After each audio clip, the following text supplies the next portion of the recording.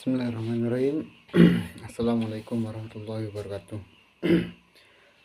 Alhamdulillahirrabbilalamin. Wa bihi nasta'in wala umuri dunya waddin. Assalatu wassalamu ala asyrafil anbiya wal mursalin sayyidina Muhammad wa ala alihi washabihi ajmain, amma ba'du.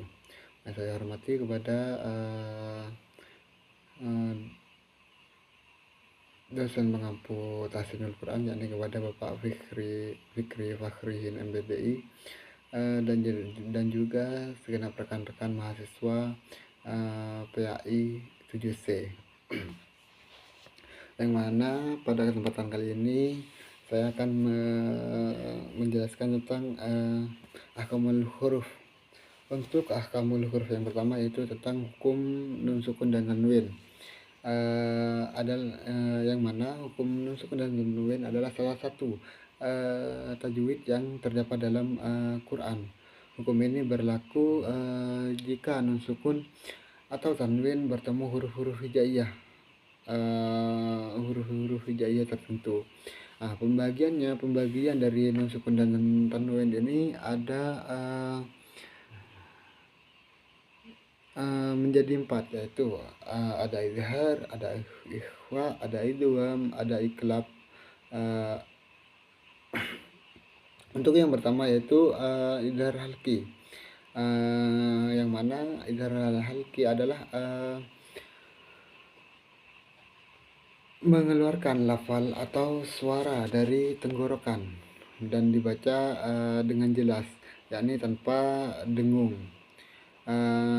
Nah, huruf izhar halqi di sini ada 6, yaitu hamzah, ha, kha, ain, ain. Nah, untuk yang kedua yaitu idgham.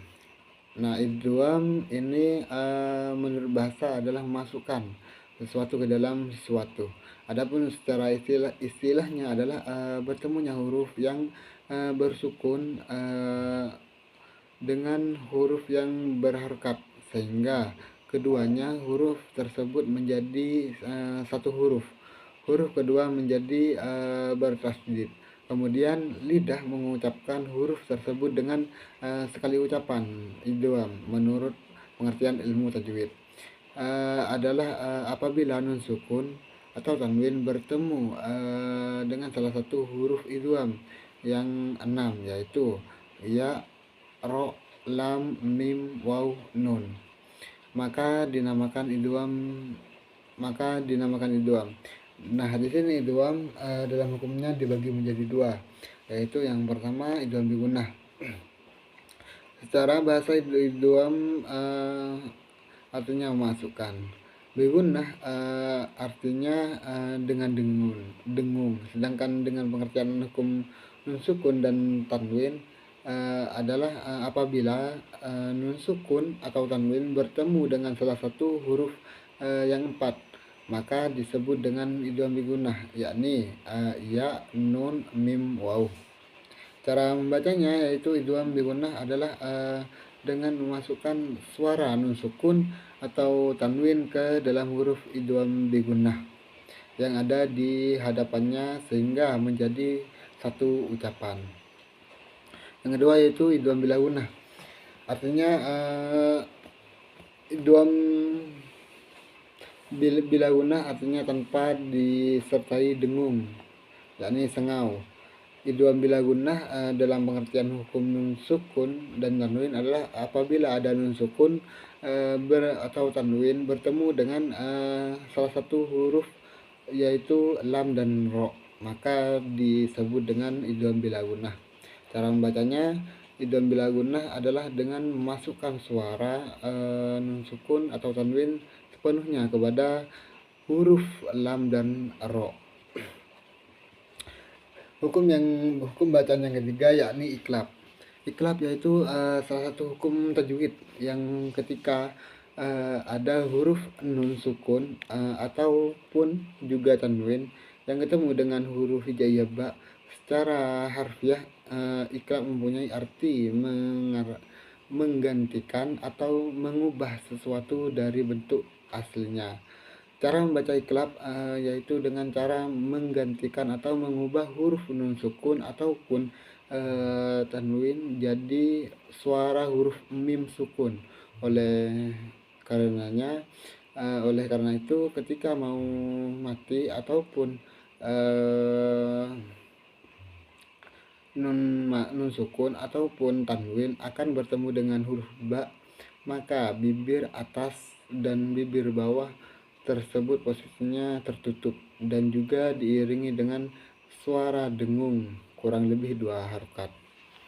Itu hukum bacaan yang keempat yaitu ikhfa. Menurut bahasa adalah ikhfa menurut bahasa adalah asatru, artinya adalah samar atau tertiup.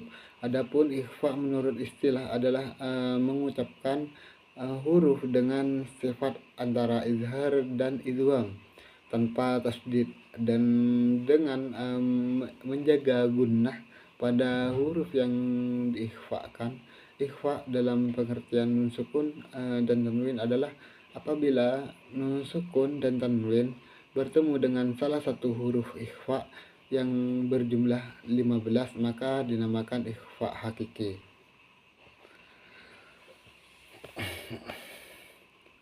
Untuk hukum bacaan yang kedua yakni hukum bacaan mim sukun. Mim mati adalah huruf mim yang tidak berharokat, memiliki tanda baca yaitu sukun. Hukum mim mati adalah cara membaca mim ketika bertemu dengan huruf hijaiyah baik wasol maupun wakof. Mim mati apabila bertemu dengan huruf hijaiyah, cara bacanya sama dengan hukum nun sukun dan tanwin. Ada yang dibaca dengung, jelas, dan ada pula yang samar.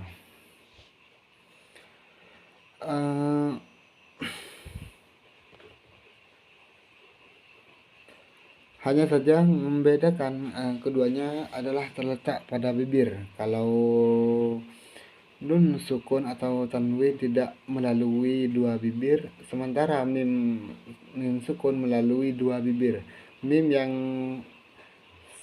saking tidak dapat jatuh sebelum huruf mat karena akan terjadi pertemuan 2 huruf yang sakin, dan hal ini mustahil terjadi dalam bahasa Arab karena tidak dapat dibaca dan diucapkan. Untuk pembagian yang pertama dari mim sukun yaitu pengerti yaitu idhar syawawi. Idhar artinya jelas atau terang, syawawi artinya bibir. Terjadinya idhar syawawi adalah jika mim mati bertemu dengan huruf hijaiyah selain huruf mim dan ba. Cara mengucapkannya tidak boleh dengung dan huruf mim sukun harus dibaca jelas dan baik.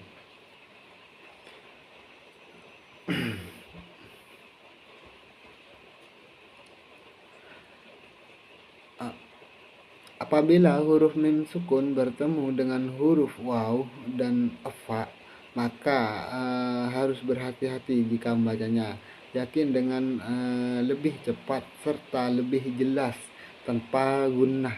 Sedikit pun mim sukun tidak boleh terpengaruh makhraj fa dan waw, walaupun makhrajnya berdekatan atau sama. Yang kedua yaitu ikhfa syawawi, yang mana ikhfa artinya samar, syawawi artinya bibir.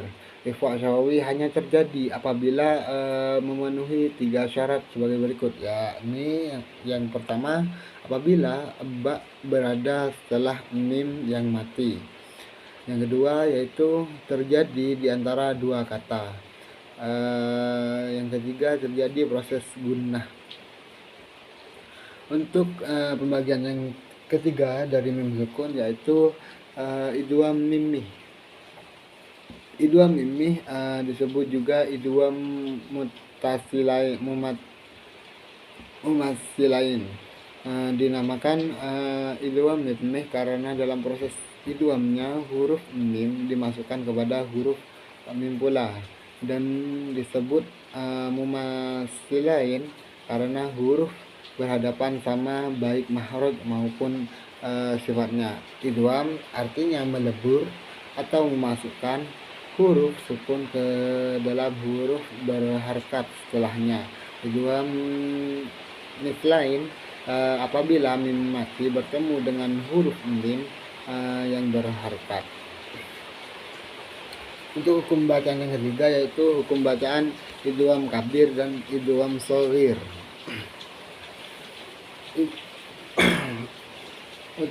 Idgham adalah salah satu kaidah dalam ilmu tajwid yang berkaitan dengan penggabungan dua huruf menjadi satu. Terdapat beberapa jenis idgham, di antaranya idgham kabir dan idgham shaghir. Untuk yang pertama yaitu idgham kabir. Idgham kabir di sini idgham mumatsilain kabir,